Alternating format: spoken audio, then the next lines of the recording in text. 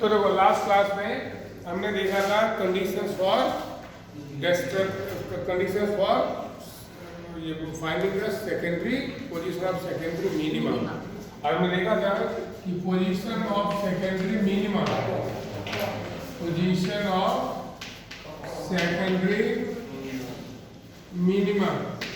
क्या कंडीशन आया था इसके लिए कि a sin theta equals to n lambda. बताया था ये कैसे आया था, समझ आ गया था ना। तो क्या बताया था फिर एक बार बता देते हैं। ये जो हमारा स्लीट है ए बी, पहले जब हम पॉइंट ओ की बात करते हैं जो this is the position of central maximum, ये सेंट्रल मैक्सिमम की पोजीशन है। यहाँ पे जो स्लीट से आने वाले लाइट वेव हैं ये इंटरफेयर होंगे और इनके बीच का पार्ट डिफरेंस कितना होगा, 0।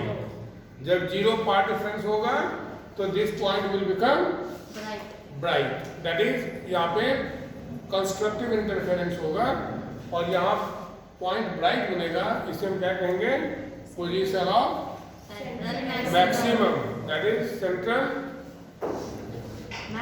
मैक्सिमम का पोजीशन बनेगा ये, ठीक है।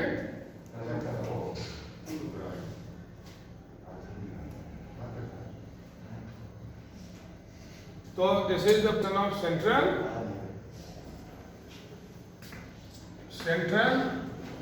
इसको क्या है, मैक्सिमम की पोजीशन ऑफ सेंट्रल मैक्सिमम, ठीक है।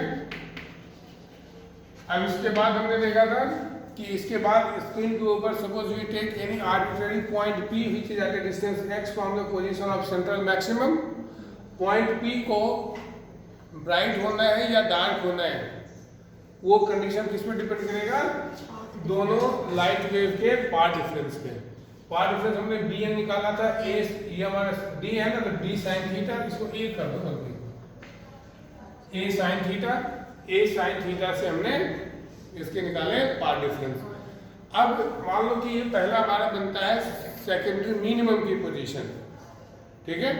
सेकेंडरी मिनिमम के लिए कंडीशन क्या है हमारा कि अगर a sin थीटा, मान लो यहाँ पे आने वाले लाइट वेव के बीच का पाथ डिफरेंस मान लो लैम्डा है, सपोज ये लैम्डा पाथ डिफरेंस वाले ये आ रहे हैं, तो यहाँ पे अगर a sin theta is equal to lambda है, suppose path difference is equals to lambda, और इस स्लीट ए बी को अगर दो इक्वल पार्ट्स में डिवाइड कर दें AC और CB में, तो हमें मालूम है कि AC और CB जो है इसके बीच यहाँ से AC की किसी भी पॉइंट से और CB की किसी कॉरेस्पॉन्डिंग पॉइंट से जो लाइट वेव P पॉइंट पे पहुंचेंगे उनके बीच का पार्ट डिफरेंस कितना होगा, λ/2, है ना।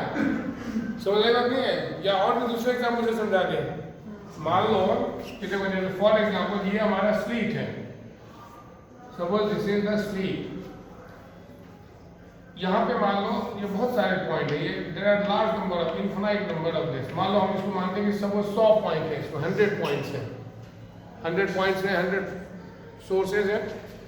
यहाँ पे इसको मान लो 2 इक्वल पार्ट्स में अगर हमने डिवाइड कर दिया तो ये मान लो फर्स्ट है, ये मान लो सेकेंड है, ये थर्ड है, लाइक दैट। इस तरीके से मान लो कि ये 99 है, ये मान लो 100 है, like that.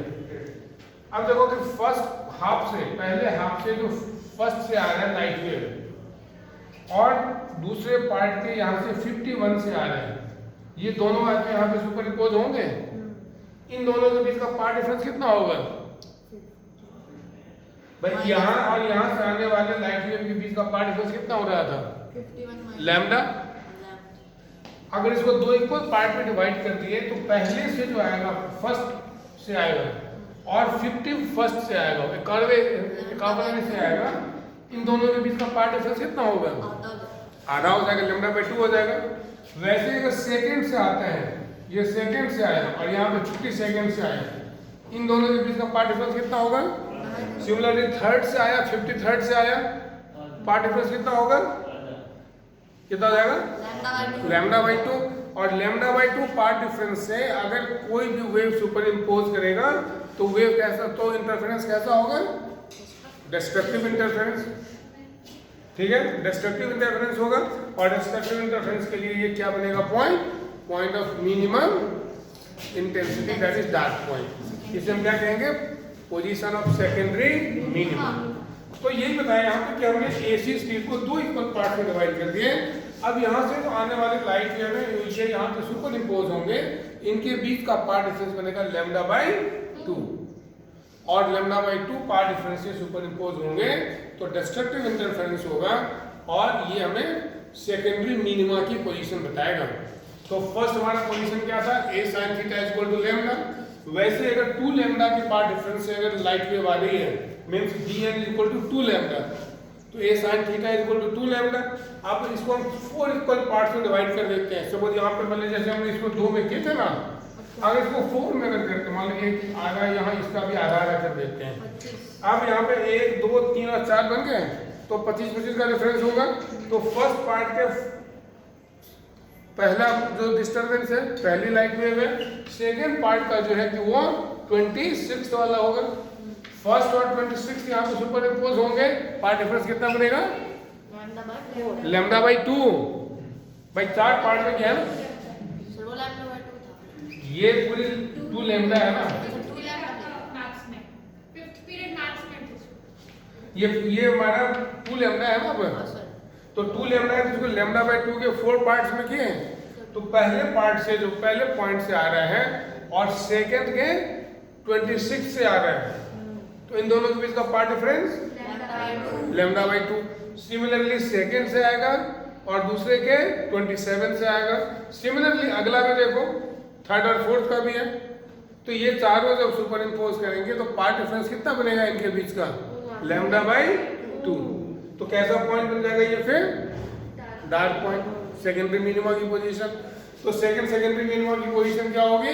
A sin theta equals to 2 lambda. Similarly अगर हम nth की हम बात करें, अगर हम nth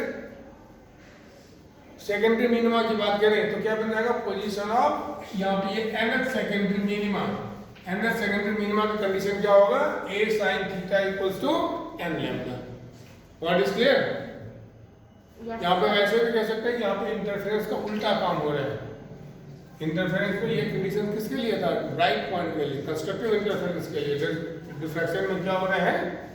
इसका उल्टा हो रहा है। n लैम्डा कंडीशन वाला जो होगा वो क्या कर देगा? सेकेंडरी मिनिमा की पोजीशन बताएगा। क्लियर?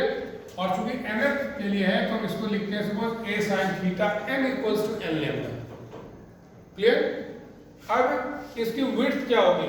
ये जो OP है ना, इसकी विड्थ क्या होगी वो भी हम ये इसका एंगुलर ये कहलाएगा। तो पहले तो कंडीशन हमारा पहले कंडीशन समझ लो।